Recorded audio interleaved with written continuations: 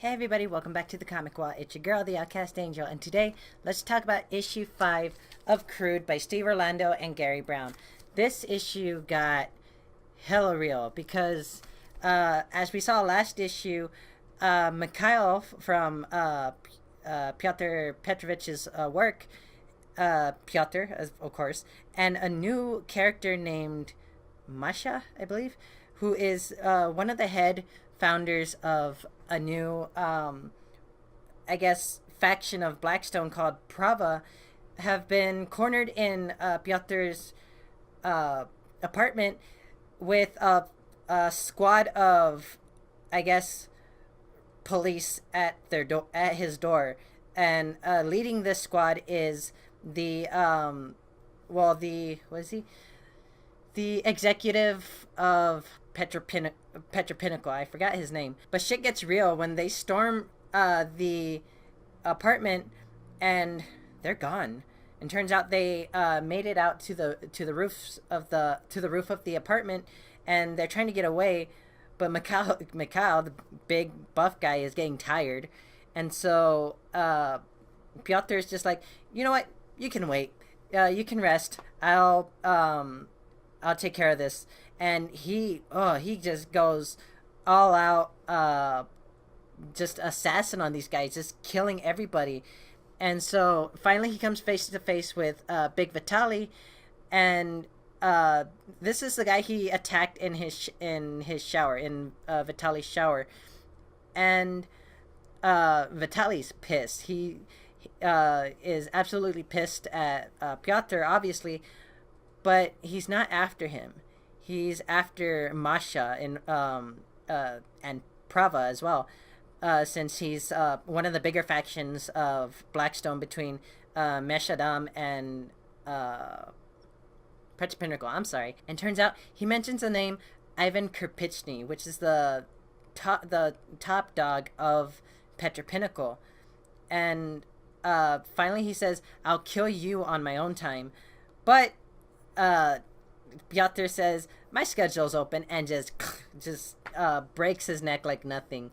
And honestly, that was quick. I mean, he kind of just went out with a whimper there. Now, Mikhail and Masha are absolutely shocked. They had no idea that Piotr was capable of this kind of stuff. And, well, seeing it now, it's obviously terrifying, you know? And so Masha leads Mikhail and, well, Masha and Mikhail lead Piotr to a hideout where Prava is working out of, or organizing out of. And turns out Masha is leading him to, or leading Piotr to what's his name? Kostya, one of the head guys of Prava. And when Kostya meets Piotr, he's not very impressed, and he goes off of what Carol, Piotr's son, described him as an asshole. You know, so obviously he wasn't the best dad in the world, but you know, he had his own intentions that he didn't. He had his own intentions of being a good father that didn't work out very well. You know. Anyway, Kostya brings Piotr into his office, which is just a room full of guns, and they explain about their relationship with Carol. Turns out Kostya and Masha and Carol were together. Turns out Carol was not only bisexual, he was also polyamorous, I believe is the term. And that means that, you know, they someone has multiple partners, not just the normal, like, one-on-one, you know. And so obviously, honestly, I didn't even think of that. I didn't think of that since the first issue, where we first saw Carol's, I guess, sexuality, or yeah, basically sexuality, when he was in bed with those two, well, that couple in the beginning. And it just never clicked to me. Anyway, turns out Carol died wearing a Meshe Adam suicide vest in order to protect them, Kostya and Masha, because he was trying to infiltrate Petropinnacle or Meshe Adam, and obviously it didn't go very well. So the Kostya and Masha were actually the ones who sent Pyotr Kirill's body in order to, kind of show him, well, give that respect to Kirill, and just the fact that Kirill always described his dad as decent, or tried to be by his own standards, which is why they sent him his body. And so they go into saying why Kirill came here and why so many others came here, because Prava is trying to give what Blackstone really is, or trying to give the life that Blackstone offered in the first place, a place to work hard and live your life, be yourself, whoever it is you want to be. And the way Kostya and Masha say is that we weren't Kirill's first. There were others home in Vladimir, right under your nose, but there's no self-respect living just under people's noses. That's why they left Vladimir. And so Kostya says something interesting. This place, it was the last resort in order to, kind of live your life. Like one of the reasons I really enjoy this series is because of the whole idea of the, I guess, what's it called, the stigma of the LGBT community. Because being part of the community as a transgender woman, when I first came out, like, to my family and like started living as myself, it was more a last resort for myself, because it's either I live my life as I am, or yeah, so obviously I went for the better choice. Anyway, enough about that.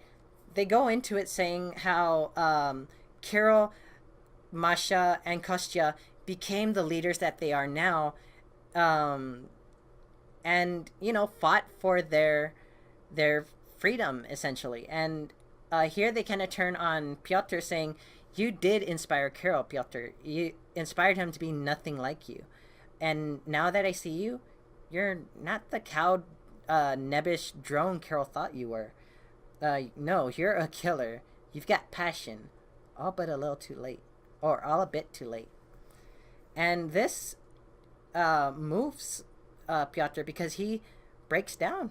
He starts crying, and this is the first that we see. Well, not really the first, but the first in front of others that he breaks this stone cold facade he has, and it's not really a facade, but just this front he puts out to make others scared of him. And so he explains that I spent my life hiding from the blood, danger of who I was. I just wanted him to be safe, strong, a man, to not struggle with himself, to not have something to hide like me. And he was just worried about him, essentially. But if sorry, I forgot his name, Kirill had come to him in the first place, he wouldn't have cared. Or at least he says he wouldn't have. But I mean, in the moment, sometimes you don't really know what to say. So even if Kirill had come out to him, he probably wouldn't have understood, Anyway, Pyotr wakes up the next morning, and Kostya, Masha, and Mikhail are ready to get to work. And so Pyotr wants the name of the man that sent Kirill to his death. And one of the interesting things here is that the Kostya or Masha, one of them, says, a name's all we've ever had. And Pyotr's like, that is all I've ever needed. But as they're talking, they're planning to move against Ivan Kirpichny, the leader of either Blackstone, no, mostly the top dog of Blackstone. As they're talking about that, there's suddenly gunfire outside their complex, and turns out Mikhail was playing them. Turns out he led Petropinnacle to Pyotr's home and led them back to Prava's hideout. But turns out it's not Petropinnacle that followed him. It's Meshe Adam. And this leads to Mikhail getting his brains blown out, which I can't show that here, but if you guys are following this, you see it in your own pages. Next, we see that Pyotr's been tied to a really fancy chair. That looks like a really nice chair. And has a hood stuck over his head. And we see this man talking off screen saying, basically showing how he founded Blackstone, and that he's basically playing both Petropinnacle and Meshe Adam, whereas Prava's kind of just the ones getting in the way, essentially. And so he talks saying that they need the illusion that the struggle could ever end, could ever mean something, and they fight on, they work on, they sacrifice. That is what I created here.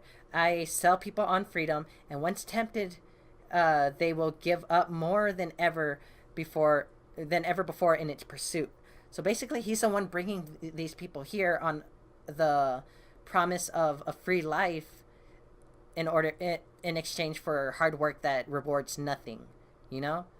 And so turns out this is Ivan Kirpichny, the leader of basically all the factions. He says, my name is Ivan Kirpichny, and they all work for me. And we see him threatening Piotr after taking off his hood with his curved knife, which I think is probably going to be one of his signature weapons in this next issue. And that's the end of this issue, and I honestly don't know how Pyotr's going to get out of this one. But with that being said, I actually was lucky enough to get another letter printed in this issue, and so I start with, "Hello, Team Crude. Okay, I'm a little worried as to where Piotr is going in his quest for vengeance. Now he's mixed up with Prava, and Mikhail is too. I think it's weird that Piotr can't believe his son was a leader. I mean, he was a fighter to begin with. This issue just raised more questions than it answered. And so Jon Moisan, the editor of the series, responds with, "Thanks for writing in, Andy. Hopefully this issue answered some of your questions. As for Pyotr's disbelief in his son, I think a lot of that has to do with Pyotr's vision that his son was weak and incapable of living up to his own standards.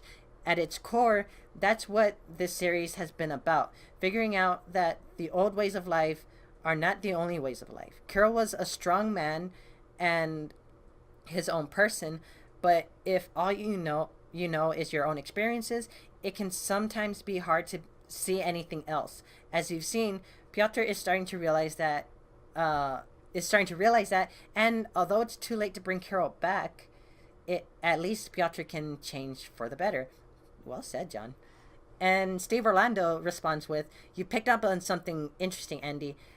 We know Kirill is a fighter, but Piotr, thanks to his lack of communication and choice to play the stereotypical distant father figure to his son, he knows nothing of that. He sees a son who ran away from his responsibility to marry and be a man, raise a family, play that role that he himself did. But that the Piotr of today is slowly realizing his stoic act was a trap. It blinded him to the strength of the man in front of him in Kirill. But from what he actually knew about his son, he couldn't see anything but a weak man unwilling to grow up. The choices Piotr made to protect Kirill from his own secret stole the knowledge of the type of man Kirill truly was." And so that's the end of this video. Thank you guys for watching. I hope you guys liked it, and if you did, drop a like, show the love, hit that subscribe button to get more of my videos, ring the bell to get notifications of when I post new videos, so that way you guys stay updated and don't miss out. And I'll see you guys next time. Bye.